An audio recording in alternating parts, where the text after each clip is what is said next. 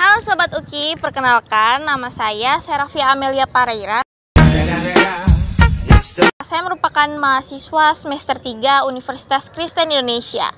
Nah, dalam video kali ini saya akan mengajak Sobat Uki untuk membahas mengenai hibah, yang dimana hibah itu dalam perkuliahan mata kuliah hukum agraria. Nah, mengenai agraria pasti Sobat Uki sudah tidak asing lagi dengan namanya tanah. Nah, tanah ini bukan cuma sekedar lahan saja, namun tanah itu merupakan identitas, warisan, ataupun sumber kehidupan bagi masyarakat kita Indonesia.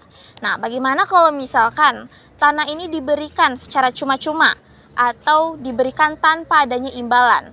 Nah, inilah yang perlu Sobat Uki ketahui, bahwa itulah yang dinamakan dengan hibah.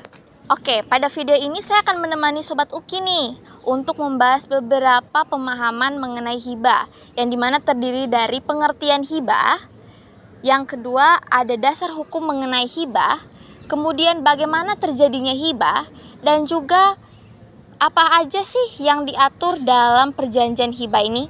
Nah, pada video segmen pertama saya akan mengajari tentang pengertian hibah, yang dimana pengertian dari hibah sendiri bahwa itu merupakan pemberian tanpa imbalan ataupun pemberian tanpa adanya bayaran. Nah, pengertian hibah ini sendiri ditegaskan dalam pasal 1666 KUH Perdata, yang dimana menyatakan sebagai berikut. Jadi, bisa kita simpulkan dari pasal tersebut bahwa hibah itu merupakan pemberian tanpa imbalan, yang dimana seorang penerima hibah itu tidak perlu membayarkannya kembali. Nah, perlu kita ketahui bahwa hibah ini bersifat mengikat, yang dimana bersifat mengikat itu artinya bahwa hibah ini tidak bisa dapat dibatalkan lagi jika telah diserahkan. Video segmen kedua, yang dimana saya akan mengajak teman-teman untuk membahas mengenai apa sih dasar hukum dari hibah itu. Nah, dasar hukum dari hibah sudah diatur dalam Kitab Undang-Undang Hukum Perdata, yang dimana dia terdiri dari pasal 1666 hingga pasal 1689. Dan kemudian kita juga dapat melihat hibah itu diatur dalam UPA nomor 5 tahun 1960. Kemudian dalam video segmen ketiga ini kita akan membahas mengenai bagaimana sih terjadinya hibah. Nah, hibah itu dapat terjadi dalam beberapa hal utama. Yang pertama, misalkan karena ikatan emosional. Nah, contohnya keluarga atau orang tua atau ibu yang memberikan harta bendanya kepada anaknya atau sebidang tanah kepada anaknya sebagai hibah. Itulah disebut dengan hibah yang terjadi karena ikatan emosional atau kasih sayang orang tua terhadap anak. Kedua, yang kemudian hibah itu dapat terjadi karena adanya dukungan ekonomi, yang mana seorang pihak itu memberikan aset berharganya kepada pihak lain yang membutuhkan dukungan ekonomi. Kemudian yang ketiga, hibah itu dapat terjadi karena adanya beberapa orang yang ingin mengatur dan mempersiapkan pembagian harta kepada ahli waris di kemudian hari. Nah, perlu Sobat Uki ketahui bahwa hal tersebut perbedaannya dengan warisan itu memiliki perbedaan yang signifikan, yang mana dalam warisan itu yang memberikan harta warisan itu sudah meninggal. Tapi kalau misalnya dalam hibah, yang memberikan warisan itu belum meninggal atau dia ingin mempersiapkannya terlebih dahulu. Oke Sobat Uki, pada segmen keempat ini kita akan membahas mengenai hal-hal apa saja sih yang diatur dalam perjanjian hibah. Nah, pertama itu ada objek hibah, yang dimana menurut ketentuan yang terdapat dalam pasal 1667 KUH Perdata sebagai berikut.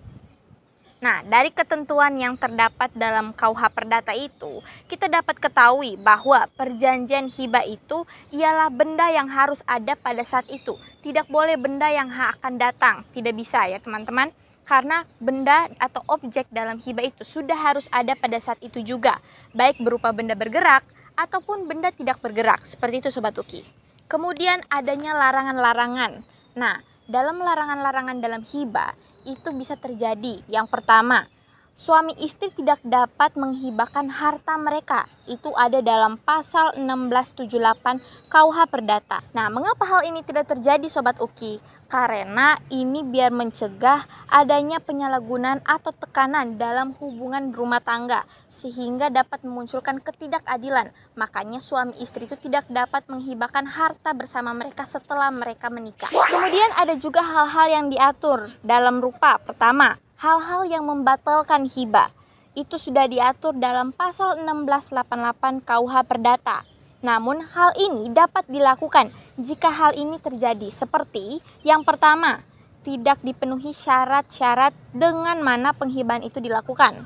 Kedua, jika si penghibah itu telah melakukan atau membantu melakukan sebuah kejahatan terhadap si penghibah atau suatu kejahatan lain terhadap orang yang memberikan hibah tersebut. Kemudian yang ketiga itu hibah kepada ahli non-waris. Sebetulnya dalam hibah itu hibah kepada ahli non-waris atau yang bukan ahli waris itu dapat terjadi. Namun ada batasan-batasan tertentu seperti jumlah harta benda yang diwariskan kepada orang yang non-ahli waris itu tidak dapat diberikan secara cuma-cuma saja. Ada batasan-batasan tertentunya. Kemudian yang keempat itu adanya unsur perbuatan melawan hukum, yang dimana ketika terjadinya hibah itu ada unsur perbuatan hukum, maka dapat dikatakan bahwa hal-hal tersebut dapat membatalkan hibah. Oke, ternyata kita sudah di penghujung video. Maka dari itu semoga apa yang telah saya sampaikan itu dapat bermanfaat bagi sobat UKI sekalian. Sekian dari saya, pamit undur diri. Dadah.